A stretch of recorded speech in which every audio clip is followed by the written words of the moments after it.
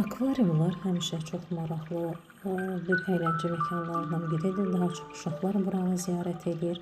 Amma bu dəfə Vestpark AVM-də, İzmirdə biz akvariuma gəldik. Bu akvarium Bayraqlı Vestpark Outlet AVM-in içərisində yerləşir.